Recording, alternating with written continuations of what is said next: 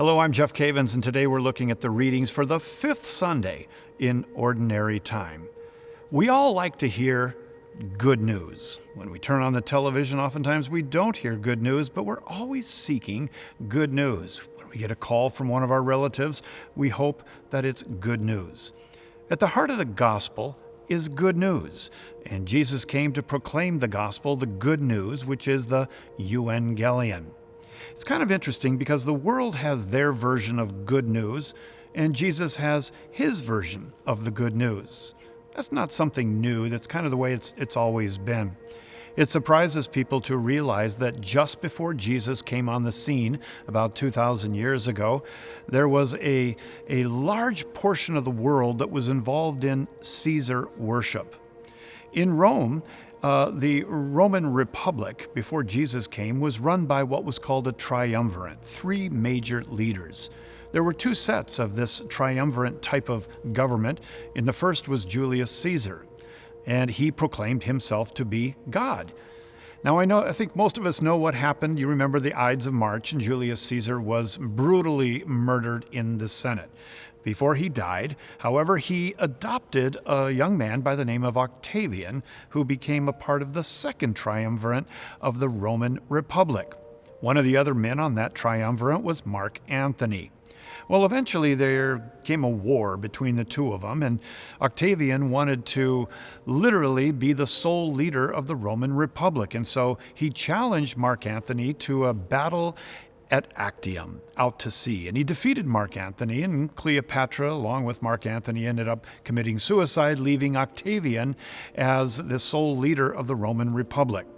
Now, Octavian was adopted previously by Julius Caesar, and so he was known as the Son of God.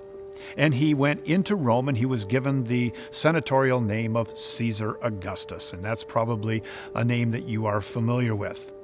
Years later, there was a find in Corinth, an archaeological find that had an inscription on it speaking of Caesar Augustus. And it said that not before, not now, or after will anyone eclipse the glory of Caesar Augustus, the Son of God, the Prince of Peace, and the one who brings the Evangelion, the good news, to the world. And so the whole world was listening to the good news of Caesar Augustus. And it's in that situation that the Prince of Peace, the Son of God, the one who ushered in the good news for the world, was born in Bethlehem. Now, we've always had the world's good news versus God's good news. And in the reading today in Mark's Gospel, it talks about this, where in Mark chapter 1, verse 29, it says, "And immediately he left the synagogue and entered the house of Simon and Andrew with James and John. Now Simon's mother-in-law lay sick with a fever, and immediately they told him of her. And he came and took her by the hand, lifted her up, and the fever left, and she served him." Then the reading goes on, and it says, "And in the morning, a great while before day, he rose and went out to a lonely place, and there he prayed. And Simon and those who were with him followed him, and they found him and said to him, 'Everyone is searching for you.'" I think that phrase is priceless, because it's true.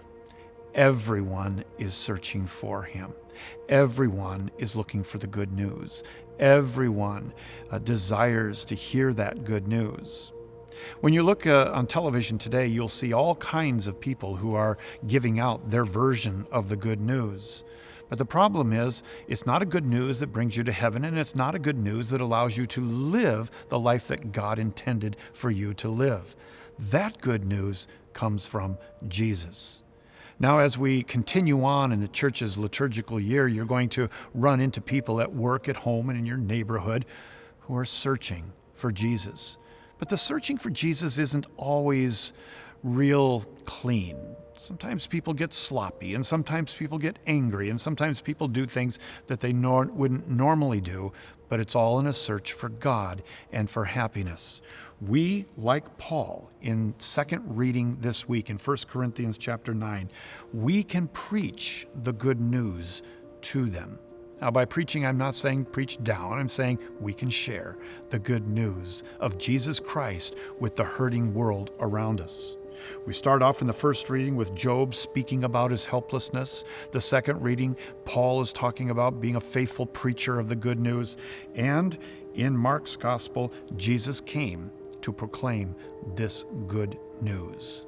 Let's live that good news. Let's celebrate that good news, and let's pass that good news on to others this week, those who are desperately searching for Jesus.